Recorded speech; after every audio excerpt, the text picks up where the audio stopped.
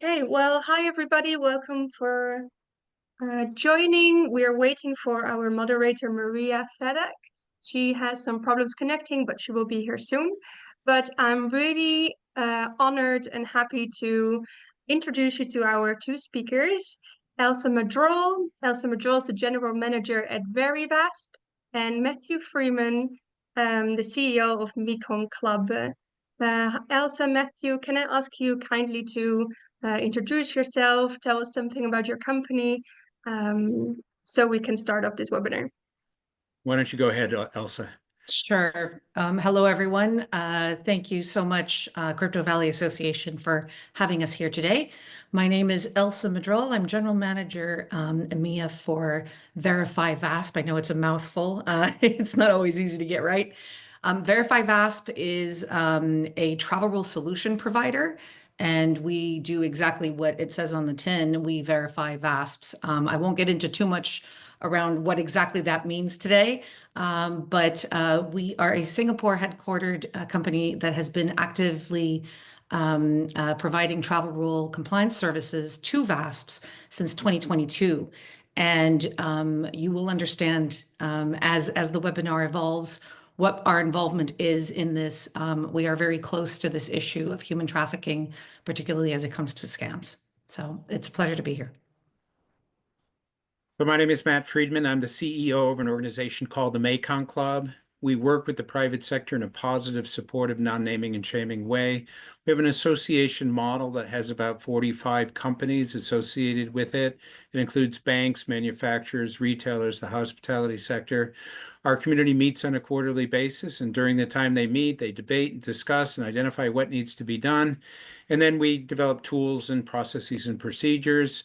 We have a baseline to determine for each of these companies where they are in their journey in addressing human trafficking within their supply chains or within their networks or their business partnerships. And then based on that, we provide training, consultation, and anything that they need in order to get up to speed to take that vulnerability away. On the scamming side, we have been addressing the human trafficking, the scam center issue from Hong Kong for about 3 years, and I'll be talking about that in more detail in a few minutes. Okay, thank you so much. Then I know you have both have prepared presentations for this webinar, so I wanted to kindly ask Matthew, maybe you could start. Let me I will go know. do that right now. Let me just pull my slides up, share. And you're able to see my slides are okay? Yeah. Okay. So I'm going to start off by laying the groundwork for this concept of human trafficking into scam centers. Now, this is a topic that 5 years ago, we wouldn't be having this conversation because it didn't exist. It's a new phenomena.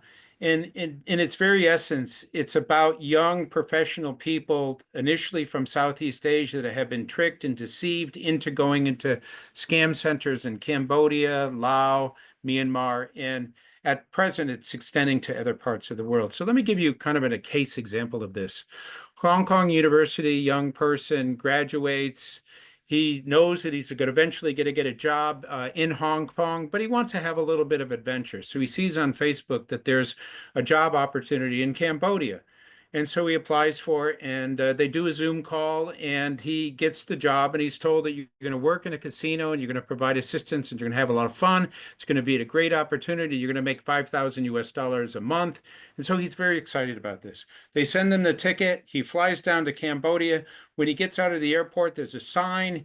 They say, okay, come with us. They put him in a van. The van goes off, and instead of taking him to a casino, they take him to a scam center, which is a large facility that has literally thousands of young people who've been tricked and deceived into the same situation, who are forced to scam 14, 15 hours a day.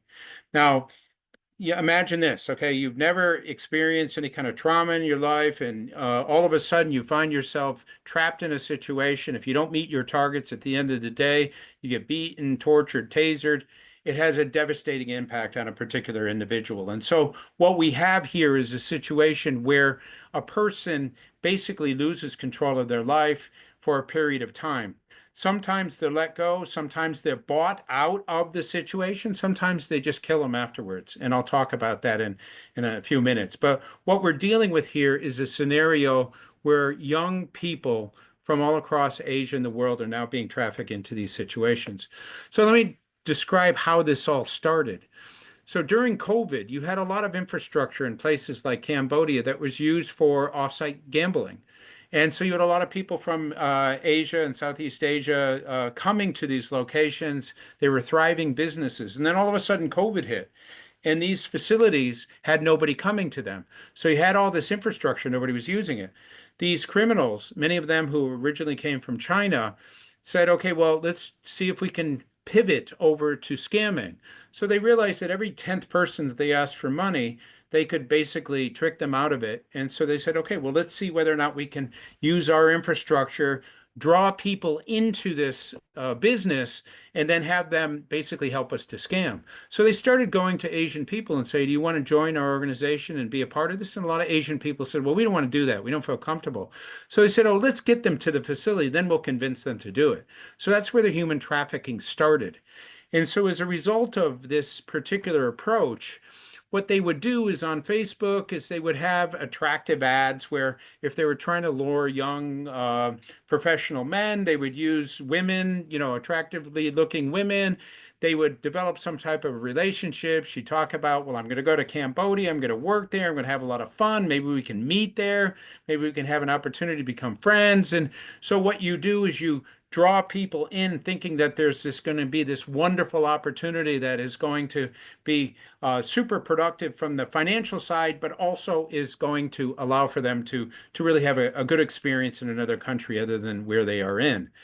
We also see ads that are put in place. This is a particular ad. If you look at it on the surface, you would think that this is a legitimate ad, but there are two telltale signs that this is fraudulent. Number one, they had the advertisement that says buy and sell group, which you wouldn't have with a traditional ad. And the email address is AOL. And that's another telltale sign that what we're dealing with here is a situation where this ad isn't real. But they go through a legitimate process of interviewing and so forth. Everything about the process seems like it's real. Now, when it comes to these scam centers, initially there were just about 8 or 10 of them. And the reason why these scam centers were so lucrative is that they could, according to the traffickers, use the center to come up with a system and procedure of scamming people that could pickpocket somebody 8,000 miles away.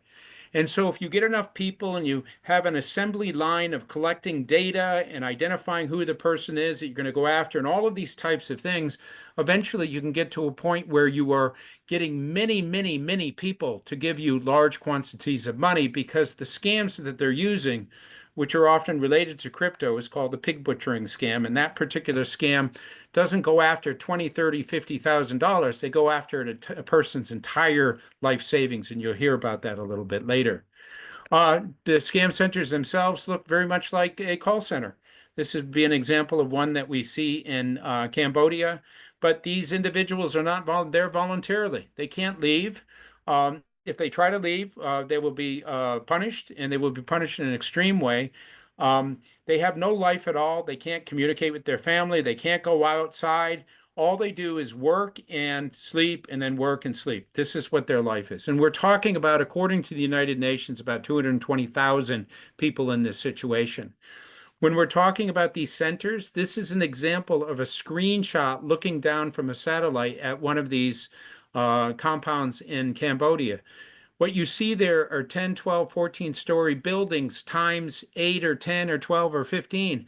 Some of these compounds have 25,000 victims in there. You would have high walls. You'll have barbed wire that goes all the way around it, closed-circuit television. You have security people and so forth. So once you're in there, the only way you're going to leave is whether or not they allow you to leave or in a body bag sometimes. And so it's in a very extreme situation. Here is another example of one in Cambodia. This is in a more remote area. You can see that they have dormitories and you have large buildings that are there. On the right, you see that these buildings have bars across them, and that's because they don't want people to try to escape or commit suicide.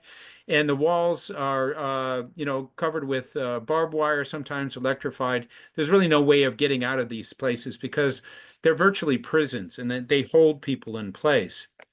This is one of the most notorious scam centers. This is called KK Park. It's in Myanmar. And the line that you see there, the yellow line, is the river that separates Thailand and Myanmar. So on the northern side, top of this, you can see Thailand. And then below this is a scam facility. Now, 3 years ago, this was nothing more than a fishing village. And now all of a sudden you see all these high-rise businesses, you see construction that is continuous, they keep growing. There's probably 40,000 people in this facility alone. And the reason why it can thrive is it's in kind of a no man's land. It's in a rebel-held location within Myanmar. The government doesn't have access to it. They have access to the facilities and the people coming in from Thailand. It's just the perfect front for this type of business. Here's another picture that demonstrates the barbed wire that you would see in the high walls around this particular facility. Another thing that we see is that on certain websites like Telegram, in Mandarin, this is the English version of this, you can actually see the buying and selling of people. So you say we have 6 Bangladeshis and they speak English and they've done this type of activity and they're working on this type of activity. We have a Chinese-born person or whatever. So right out in the open, you can see the buying and selling in people. Now, some of you may have remembered during the time ISIS was in control of certain locations on Facebook, they were buying and selling people. And that was stopped pretty easily because it was in English and people saw it and stopped it. But this buying and selling of people aspect of it is something that has been going on for quite some time. And nobody has really stopped it because nobody seems to really care about this particular issue. It hasn't gotten the coverage and the attention that it should for a particular issue like this. What you see here are examples of what happens to a person if they don't meet their targets. They are tasered, they're tortured, you see one person who has a hammer that they're going against his fingers. You see young women in here in this type of a situation. It's the standard practice that's done at the end of the day in order to convince them to wake up in the morning the next day to do whatever it is that they need to do in order to meet whatever target they need to meet. I have been associated with addressing human trafficking for 35 years. I have worked on addressing sex trafficking and forced labor. I've never seen violence like this. This is the type of violence that goes beyond anything that we have seen for a long time. And in fact, it's the type of violence that we saw in slavery 150, 200 years ago. And so this new phenomena is something that is quite shocking for all of us. In fact, a certain percentage of the people who are unable to meet their targets and they're unable to survive in this type of environment are actually tortured to death. And then they are basically videotaped in this process. And then they sell the videotapes to people who are interested in seeing this type of violence. There was one Telegram website that had about 15 of these torture videos. And then they said, if you want the really good stuff, the beheadings and the killings, give us 3,000 in crypto and we'll send you to the website so you can see this. So every single part of this human being is basically used as part of this process. And it's something that we have not seen in the 35 years that I'm working on addressing this problem. I've never seen anything like this. If a person is able to leave, and sometimes they can because they are bought out of the situation, the person isn't able to achieve things, and they know that the person's family has money, and so they go to the family and say, if you give us 30, 40, 50,000 US dollars, we'll send your kid home. And in some cases, when that happens, when the kid comes home, I've met them, I've had conversation with some of them.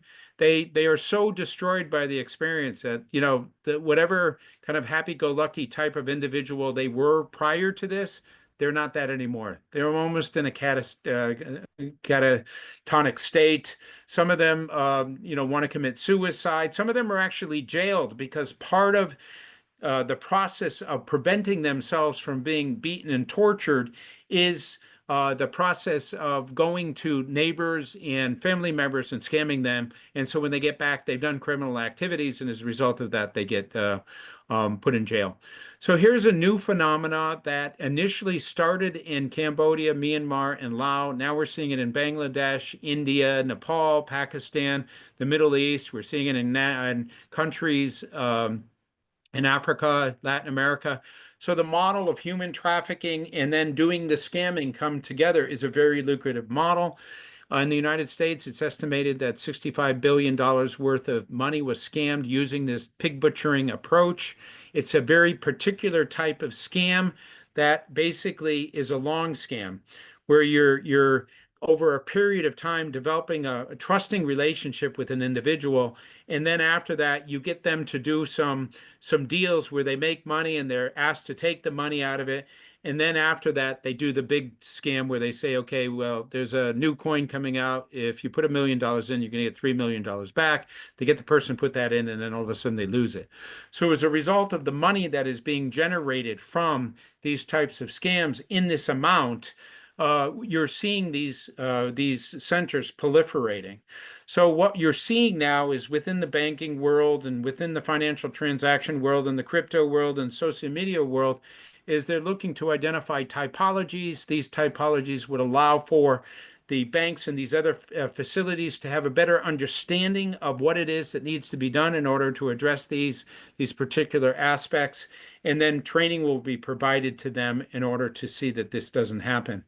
My organization does a lot of prevention work. We've developed prevention videos that are used in multiple languages to sensitize people in the form of e-learning on how to prevent yourself from being trafficked into a scam center. We have another one that is how to prevent yourself from being scammed. We have a TV commercial, and we're using AI videos to develop bespoke aspects of this that can address particular populations of vulnerable people, but in whatever language that they need. So anything and everything that we develop is in multiple languages, and those languages allow us to reach people. The last thing I'll say is that, as I indicated, I've been working on addressing human trafficking for a long time.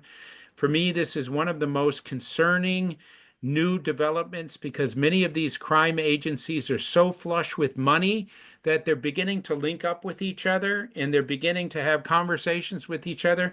And as a result of that, they want to start franchising. I think they'll use the money for influencing governments and politics and the bribery and sex trafficking and drugs and any number of other types of things. And so this is something that we should all be very concerned about.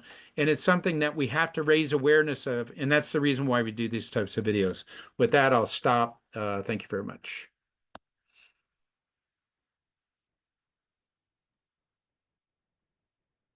Thank you, Matt, so much for the amazing information and for giving us an introduction to the entire situation with human trafficking and for showing us the reality of it and the crude reality of human trafficking and how important it is to actually try to address it from all the sides and try to fight it from everywhere we can. Actually, there are several companies that have already addressed me, crypto companies, that asking if we had an option to offer them a human trafficking policy, because now even banks are asking for crypto companies to offer a human trafficking policy. So I think this is a very interesting issue and we should take it very seriously. And this is why we're doing this today. Thank you so much for giving this update. And now to give it over to Elsa.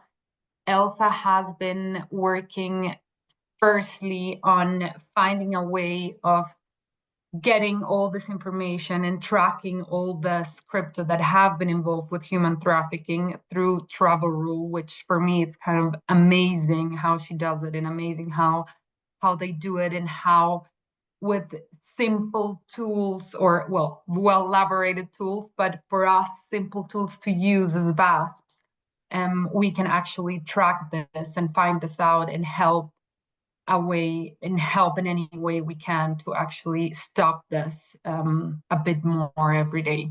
So Elsa, up to you. Thank you. Sure. Let me share my slides.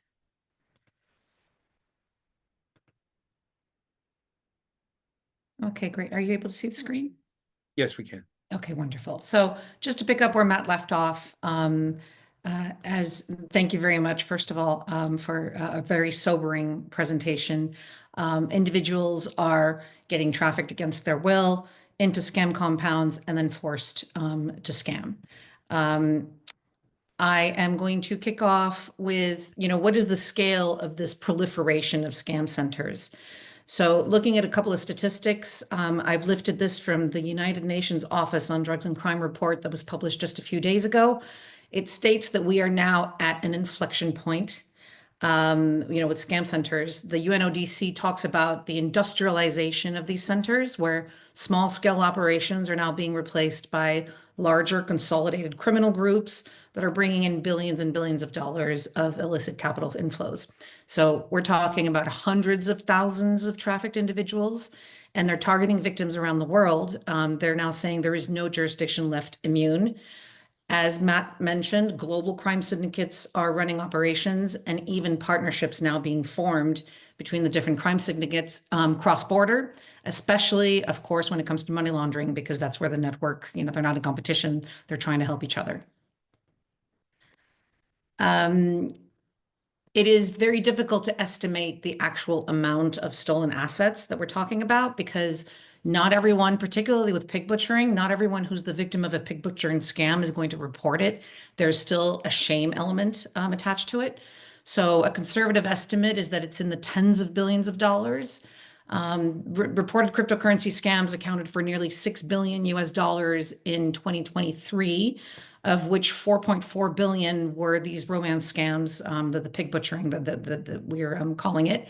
That same year in East and Southeast Asia combined, there was a loss of estimated $37 billion to cyber-enabled fraud. So it gives you an idea about the scale of operations. I wouldn't be surprised if it's upwards of 100 billion. In terms of, I've presented this topic in the past in the EU, and I was immediately met with a comment that this is not a European problem. It actually is a European problem. It is a global problem, and that's for two reasons. This is a map of the origins of the people being trafficked into these regional scam compounds, and presumably they're using, these individuals to scam anyone in any of the languages that they speak. And then, of course, with the arrival of AI, you have deepfake audio and video technology. The reality is that no nation is now safe from scam attacks. So virtual assets are increasingly being used in social media scams, and that's for a number of reasons. First of all, the transaction is irreversible. It's not like a bank transfer. You can't reverse it. Secondly, many victims are vulnerable, and they are usually unfamiliar with crypto. Disproportionately, around 30% of victims are over the age of 60. They're specifically being targeted.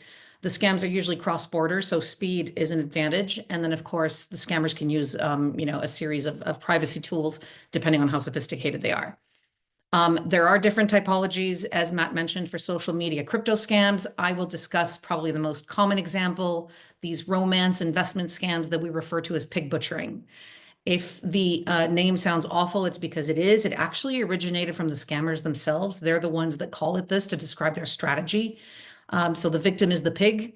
They need to be fattened up before they get sent to the slaughterhouse. So through social engineering, the scammer slowly builds trust and emotionally fattens the victim. And there are tactics: daily emotional connection, love bombing, usually over several weeks, attention, affection, validation. This is something we're all looking for. And then it switches over to status signaling, showing how well they've done, usually through photos or videos of a flashy lifestyle or phenomenal returns, proof of phenomenal returns on these investments. And then they move on to a small ask, could be $50, followed by another $50, then maybe $300, followed by a fake success phase, right? Showing that these returns are working, So small transfers resulting in successful returns until finally they go for the kill. It could be one, it could be several large transfers, and sometimes, yes, even emptying their complete savings account, all of their life savings accounts. So what happens next depends on the scam. Some disappear. Some return back to the victim to try to scam them again in promise that they're going to be able to recover their funds. Either way, the assets are long gone. So in order to begin the small transfers, I'll switch now over to the crypto side of things. Here's what needs to happen on the crypto side. So after weeks of grooming, the scammer will encourage or instruct the victim to open an account at a well-known trusted exchange or VASP. Usually that's the modus operandi. The victim now has to complete KYC. Ironically, this gives the victim a false sense of legitimacy because they've had to prove who they are through identity papers, etc. Then they have to link their bank account or credit card to the exchange, to the VASP. And then generally it's buy USDT, Bitcoin, or Ether. Those are the three most common choices. Then, of course, the victim is instructed to send the funds to a wallet address. And of course, this wallet address is controlled by the scammer, or deposit the crypto into this investment platform, which ends up being fraudulent. It looks real. It may have a front end, but it's actually connected to the scammer's wallet or to a smart contract trap that drains the tokens. And then that's when you see a pattern of transactions. Like I said, $50, $50, $300 before you get to the 10,000, 100,000, whatever the number is. Now, what is the industry doing about it? Well, in a first instance, we're trying to build a regulated ecosystem. So a regulated ecosystem means cutting out illicit actors and cutting out high-risk venues to make sure that only regulated and low-risk exchanges can make and receive crypto asset transfers. The report by the UNODC mentions that fake VASP services are being offered on the dark web that are either complete fraud with just an exchange facade or real, so to speak, exchanges established in very high-risk jurisdictions with no AML controls. So these market participants have got to be cut out of a regulated ecosystem that we're trying to build. So the travel rule, which is what VerifyVASP does, we're a travel rule service provider, is an AML CFT measure that requires the mandatory exchange of personal information when making a virtual asset transfer between two regulated venues. So in effect, removing the anonymous nature of these transactions between two regulated exchanges, and it makes the exchanges accountable for who they choose to do business with at the institutional level. And the reason it was put in place is that sooner or later, these scammers will need to come back on exchange to turn their crypto into fiat. So that's really, the regulators decided that that was the best place to either intercept them or block them. So regulated VASPs should only transact with other regulated VASPs. If on a case-by-case basis, they want to allow transfers to unregulated VASPs that has a good reputation, for example, then they need to be accountable for that choice, and they need to put in place risk mitigation measures to protect their users. One thing to note is that this diagram doesn't highlight the difference, in illicit actors, for example, between unhosted wallets and hosted wallets. So unhosted wallets are those that are not on exchange, so it could be a scammer's individual wallet. Right now, the regulatory landscape is very complicated for unhosted wallets. I know in Switzerland, it's very strict. There's a handful of other countries where it's very strict, but in many jurisdictions, it's still, you're being asked to prove identity of your own wallet, ownership of your own wallet, but it doesn't really go much further than that. Because they're being treated differently around the world, I left it out of this presentation. But even if the scammer uses an unhosted wallet, the reasoning, as I said, from the regulators is that sooner or later, they will need to gain access to that fiat ramp back to the bank. And so that's where we need to be focusing our attention in a first instance. So what does in practice the travel rule actually mean for that life cycle of a scam? So it means that VASPs have a new responsibility to select their counterparties carefully. Not least because they're going to have to trust that counterparty VASP with their client's personal information. It means the days of these fake investment platforms posing as VASPs are over. So, the reputable exchanges are not going to be able to provide blind access to some unknown VASP. And it means that scammers won't be able to use exchange-based wallets without verifying their identity, not just to their own exchange, but also to the sender's exchange, and ideally before the transaction. It also means that any name that's been submitted will have been through a name screening process by the exchange. So if the name appears on any red list, it will get flagged and the transaction won't be able to go through. So we are one of the software providers that facilitates the secure exchange of that travel rule data, that personal information. We went into production in 2022 in jurisdictions that were early adopters of the travel rule, so mostly in Southeast Asia. So in aggregate, we've now completed over 15 million two-way verifications of compliant crypto asset transfers. So we've got some takeaways that I want to discuss here. First, we're starting to see what can be achieved with the travel rule once you get past the growing pains. One of our members in South Korea, for example, reported a near total elimination of impersonation scams on their exchange, basically because of the impossibility of making a transfer without verifying your identity. Secondly, we are seeing wallet addresses identified as being linked to scams, and they're being collected by our member VASPs. And they're being identified because the users will report it back to the member VASP, right? So if they're the victim of a scam, they're going to go to the VASP and say, hey, where did my assets go? I think I've been scammed. The VASP will say, give me the wallet address. We can then, of course, the VASP can run it through blockchain analytics and kind of see if the wallet address appears anywhere. In countries that have implemented the travel rule, we have valuable information on both sides of the transfer, right, with our member VASPs that can easily be shared amongst the members of our network and with regulators and law enforcement. And then the final takeaway is that small social media scams, right, the 30, 50 that I was talking about, they are under the radar of many, many agencies. We've learned from various reports that they feed into increasingly larger criminal organizations, potentially even terrorist organizations. So we have got to start paying attention to the quote unquote small time scams because they tend to be perpetrated by the same groups. So this is where things get interesting. Just unpacking that a little bit. So why are these small scale social media scams slipping under the radar? One of the components of the travel rule is the requirement of name and wallet screening. But we see that much of the illicit activity online is not captured by most screening tools, especially these small-time scams, because they just don't originate from a sanctioned country or are linked to a sanctioned individual. And the majority of tools will screen for those exact things, and they're just not there. So with the travel rule, though, and specifically with a verified network, the members of that network, so the VASPs themselves, are able to retrieve the identity of the individual behind the blockchain transaction. And that's meant, the quasi-elimination of impersonation. Now, taking that one step further, with AI, we're currently working on developing several tools. One such tool will look at pattern recognition through what we call fingerprinting. So AI can help us to detect existing scam patterns and extrapolate them to detect high-risk real-time transfer patterns. So where we can spot as the software provider, because we don't have access to the personal information, but we can see the transfers, we can see that a member exchange might be getting used to fund a scam because we're seeing this pattern of $50, $50, $300. And if we can extrapolate that, we're able to notify the exchange that we've detected a pattern, a high-risk pattern. They can then investigate it. And if the exchange so chooses, they could potentially warn their user ahead of that scam actually being finalized, ahead of the going for the kill.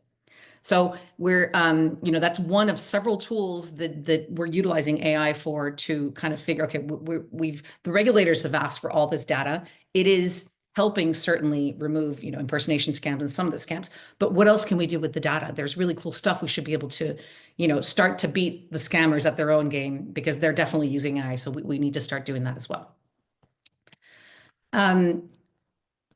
In terms of where does that leave us? So the report is very clear on the industrialization of these scam centers. So we need to industrialize our response as an industry, especially with regards to public-private partnerships. So we held a hugely successful summit in Bangkok earlier this year. We had other specialists like blockchain analytics firms. We had a token recovery firm. Scam centers in Thailand were absolute top of the agenda. As Matt said, they're just on the border of some of those large centers.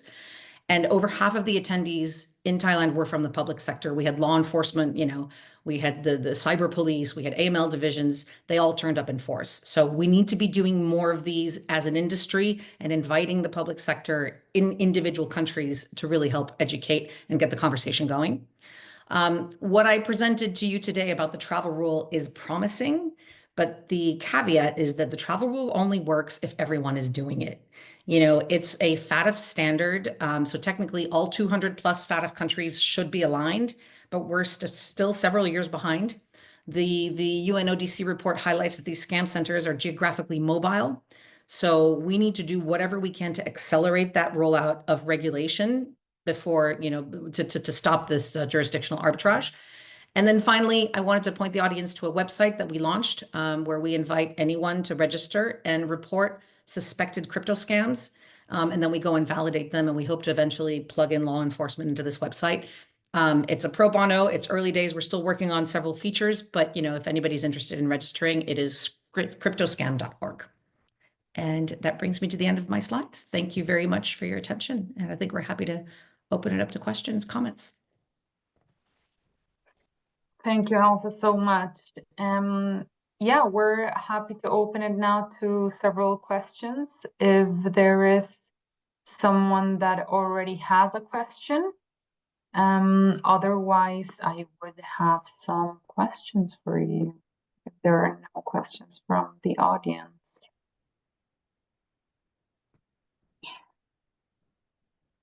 I think we have no questions, right? Actually, there was one statement about the Shamrock Project. This is run by a woman named Erin West. Many of us who work on this topic have had contact with her, and her project aims to raise awareness and to come up with solutions to address the issue of human trafficking into scam centers and to address the scams as well. I urge people to go and look up her organization and look at what she's doing. And she travels to Southeast Asia periodically, and the work that she's doing is excellent. She's also on LinkedIn a lot, posting updates on what it is that she's doing. Wonderful, thank you, Matt. So everyone, very welcome to check that out as well. All right, then I would have some questions for you guys. In your experience, what do you think are the most common red flags or patterns that should alert VASPs of the presence of pig butchering? I'm going to have you take that, Elsa. Sure. So bizarrely, we are told by our members that sometimes the same wallet addresses are getting used. So, you know, the first thing is if a wallet address gets reported, I know, you know, a lot of VASPs are reluctant, certainly when it comes to token recovery, to block users unless there's been some kind of court order. I would urge VASPs to, you know, be more cautious than that if there's any kind of suspicion of a wallet address, given that we are hearing reports that sometimes the same address gets used over and over again, you know, do something to block that. In terms of patterns, I think I mentioned them. You know, you can kind of regress the reported patterns of the amounts of, you know, repeated small amounts to a brand new wallet address that they've never used before.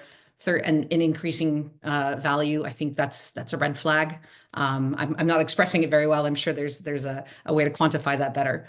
But you know, that 30, 30, 50, 50, 100, 1000 is to me probably a clear red flag, at least to ask. And then I know that some exchanges have started doing this. You know, there are pop-up screens whenever you register a new wallet address, kind of saying, "Are you sure this isn't a scam?" You know, just like they do in banking. Actually, let me just add something to that related to banking. The banking community says, well, we don't really have to pay much attention to this because it's crypto and it doesn't have anything directly to do with us. But over time, what we've seen is that banks are seeing a percentage, a measurable percentage of people who never took money out of their account, had lots of money, and then all of a sudden they were taking it out in large quantities. That's obviously a red flag. And when they start asking questions about that, they're coming to realize that a certain percentage of these people are getting caught up in these pig butchering scams. Three other very simple indicators that the banks are teaching their investment people to watch out for. When somebody comes and says, I may come into a lot of money very quickly. Can you help me to address this from my tax purpose, from my investment purpose? And could you tell me about crypto? All of those now have been perceived within the banking community as potential red flags for which they at least begin to ask questions. Could you tell me more about why you're asking that? Are you getting involved in some type of a relationship where you could potentially make a lot of money? And they once they get these questions answered, they offer kind of a suggestion that you really need to stop what you're doing because it really sounds like you're about to be scammed. Mad, and now taking that into account, because mostly people, when they're being scammed, they don't even realize that they're being scammed, or they actually believe this is the opportunity of their life. Yes. So how to do that from the other side? If you're, for example, working in a VASP and you see that this is happening, that you're having this 30, 51,000. How do you manage that? How do you, in your experience, how have you helped people working in banks or people working in VASPs on how to address that with the person to actually make them realize, like, hey, you're this close to being scammed, or you're already being scammed. We don't want you to be scammed more. Well, part of the problem is the way this particular scam plays out is that it has that emotional sense to it. So for an entire month, all they're doing is love bombing, as to use Elsa's term, where they're developing a relationship. And so there's that sense of trust. And then when they get into the small scams, it's not just about putting in $100, it's about putting it in and then seeing it double and then getting them to physically take the money out. So they have the relationship and then they have a couple of these positive transactions. And so that trust element is there. And so I've spoken to people who are in the process of making decisions related to this, and they know that I have a certain expertise on this, and I'm trying to talk them out of it, and they still don't listen because they are so convinced that what they're dealing with is something real. That no, this individual would never cheat me, or I saw that it worked, and these are legitimate things. I went online and I did all the you can make money. I just want to be one of those people who makes money through this process. And so it's really difficult. And it requires somebody to really be able to offer them evidence right in front of them that what they're about to do is a big mistake and they're going to lose everything. And I met a banker and an accountant who are know the client type people. They are, compliance people. They themselves have been scammed. These are individuals who are highly educated and they know what they should be doing, but they still get scammed because the sophistication of the scams is just so clever, and it addresses all the answers to the questions that it prevents a person from some really doing the due diligence, and they get caught up in this situation. There's been, beyond pig butchering, I've had 2 LinkedIn messages from recruiters. One was McKinsey. Sorry, McKinsey. But one promising an interview with McKinsey. And, I went, my spidey hairs went up and I did a little bit of searching of what that scam was. And it is, they get you to answer a case study and you have to download something for the case study. And then before you know it, you've got malware, and then it's usually ransomware, and it's, so they're getting more and more sophisticated and more convincing. And if I wasn't so deeply entrenched in scam talks, I probably would have, clicked on a case study and done the case study myself. Yeah. And then on the polar opposite of that is, I think we all have stories, but I have a dear friend who is in her 80s, who doesn't have a lot of money at all, who has been telling me for years that she's been in dialogue with Elon Musk on Facebook. And I've told her time and time again, you are not speaking to Elon Musk. It's not him. It's not real. And she's like, well, I know everybody seems to want to believe that it's not him, but maybe he is speaking to me. And in the end, she did get scammed. And her daughter told me we just stopped it right before she was about to hand over, her small amount of life savings. And to this day, she comes back to me and tells me, well, I don't really know what happened. I don't really know if it was a scam or not, but they stopped me. So there's reluctance to even believe that you're getting scammed. Yeah, it's true. We have also here a question from one of the attendees. Would that also mean that people setting up the scams are highly educated professionals? What do you believe on that? A couple of things related to that. I know of one case where a scam operator talked about how they hired a MIT graduate to come in for a month to set up some software and hardware applications. He was there for 3 weeks and they gave him $1 million. So maybe this person was a regular guy and maybe he knew that he shouldn't be doing this. But if you dangle in front of somebody $1 million and say to them, like, this is a one-time deal, it's tax-free, you're going to put it in your account, there's a certain percentage of people who are going to take it. Many of the victims that I have met are college graduates. They're they're proficient in all kinds of aspects of computers. They're social media people. They know how to use it. And so in my other part of my world where I deal with human trafficking victims, most of them are uneducated migrants from lower socioeconomic circumstances that end up getting tricked and deceived and sent to another country and they're exploited. But in this particular case, they are specifically looking for educated people who understand how to communicate and write and send emails and so forth. The other aspect of this is AI is very much a part of the process. They, on a regular basis, will look at the scripts, update them, and refine the scripts to ensure that they are able to answer whatever questions happen. And on Telegram, you can see these scammers exchanging information about this. This is something that we came up with. If a person is about to say no to something, try this particular approach. It's worked pretty effectively. And so this exchange of information is, again, something that you usually don't see because when it's drug trafficking, you have cartels that are, competing with each other. In the scamming world, they collaborate with each other.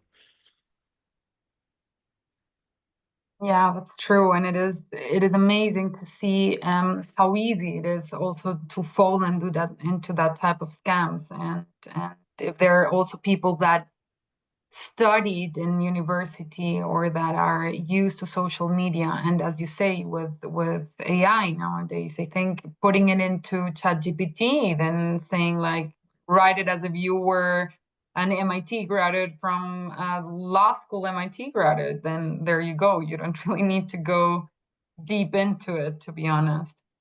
But to go back on the other side of the coin, have you seen any successful industry or regulator that you believe could serve as a model for joint efforts to tackle this issue? I'll have Elsa do that one. Yeah, I mean, as a model, I can refer, a lot of our member VASPs are from South Korea, and South Korea has a very strict regulatory environment. So I don't necessarily think that that's the model for other countries. I think Singapore is doing a very good job in terms of, pointing to one jurisdiction that's really got it nailed and they've excluded scams. I don't think we're there yet, but I think we can take certain elements of, of the rollout from each jurisdiction to kind of be inspired.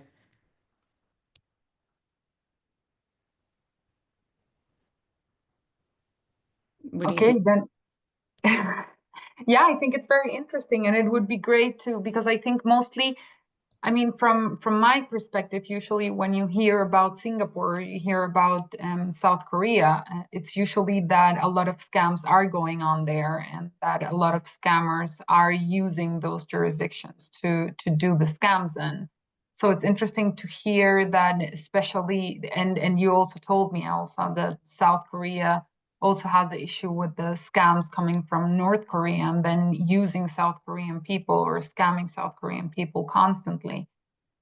So it is very interesting to see how you believe that that we can learn something from the jurisdictions in South Korea. Yeah, my takeaway from actually both of those jurisdictions is really their openness to public-private cooperation.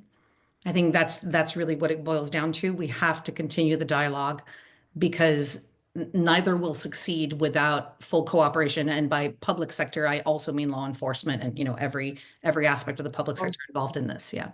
And the NGOs. Because I'd like to go back to something that Elsa said earlier when it came to the money laundering aspect of this. Another front in the fight of this is to figure out, again, how the crypto goes to fiat and then where does it go to be laundered and so forth. You saw the sensational case, for example, in Singapore about a year ago when they initially thought it was $1 billion in luxury cars and bags and money and property and so forth. And then eventually it was identified as being 3.8 billion.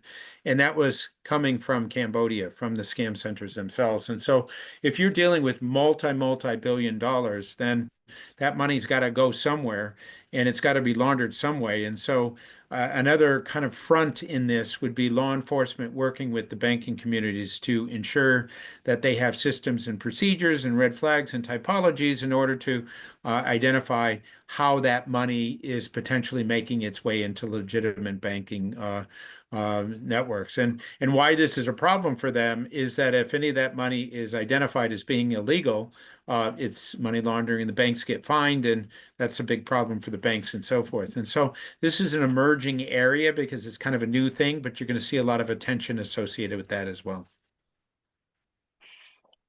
Yes, that is true, and it is something that usually in Switzerland it's also an issue that I think has not been addressed enough so far. So this is why I was really thankful for the Crypto Valley Association to open this space for us to actually talk about this.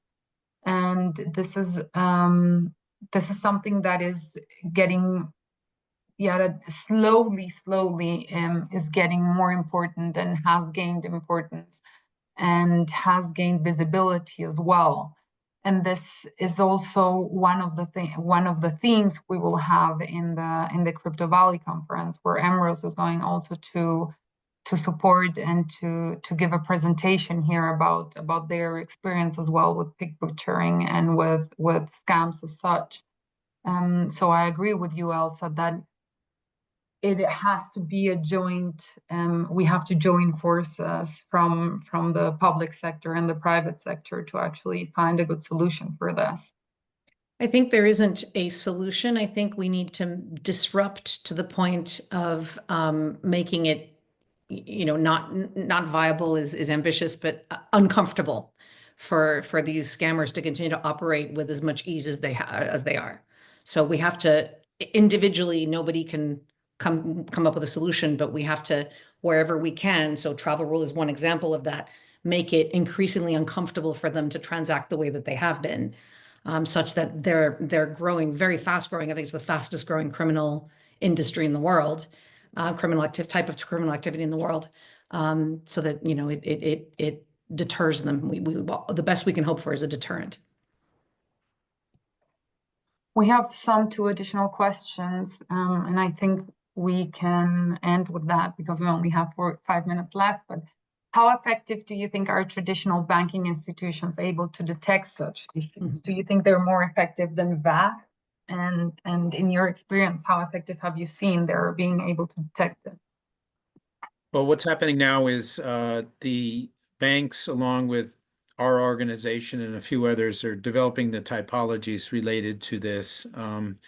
And so we're really kind of digging into it and trying to identify, what are the various steps, and then what are the transactions, and what are considered to be red flags that they should be looking at. But I would describe them as being very blunt tools at present. It's kind of like where drug trafficking was 25 years ago, where you were beginning to identify what the indicators were. And there was a lot of hit or miss when it came to the red flags, and that's kind of where we are now. So part of the problem is we got to get all of the banks and the financial transaction and the crypto companies to come together collectively to share their respective steps within this process so that everybody is kind of on the same page. And I think that united front is the approach that's needed in this particular case. Yeah, and I from the crypto side of things, I think we can and should aspire to do better than the banks. right? There are disadvantages to blockchain, but there are also some very real advantages where we can, one of the tools that we're also working on is, kind of tracing transactions and following the transactions such that the minute that a flow hits one of the exchanges, we're able to notify the exchange that we believe this came from illicit funding, because we can trace the transactions on blockchain, whereas obviously in fiat, the dollars disappear. That's true. Yeah, I think we have an advantage in crypto that we can actually use that in our favor to at least try to stop it a bit, or as you said, make it a bit more difficult. I would like to close with this last question. Is there any public database or any trustworthy database you would suggest for kind of like finding more information about this and finding some information about the organizations or activities that have raised concern in the past? So there are multiple initiatives. I think that's a good, off the top of my head, no, I'm not going to be able to confidently give you a trustworthy platform, but I've been approached a number of times in the last couple of months with that same question. Maybe that's a nice follow-up to kind of compile a list of existing sources and existing initiatives as well, right? I mentioned cryptoscam.org that we're still trying to populate, but there are other similar types of initiatives across the industry, and then maybe share it with this group. I'm happy to also collect from my side a list, and then we can compile them, and then you can perhaps share those items with the people on this webinar. Yeah, I think that would be amazing. That would be a good close to the webinar. And yeah, that would be just like a small plus for everyone to have. All right, I just wanted to quickly close the webinar with inviting everyone to our crypto conference, where we will also talk about this issue on the 6th and 7th of June in 2025. And other than that, thank you very much.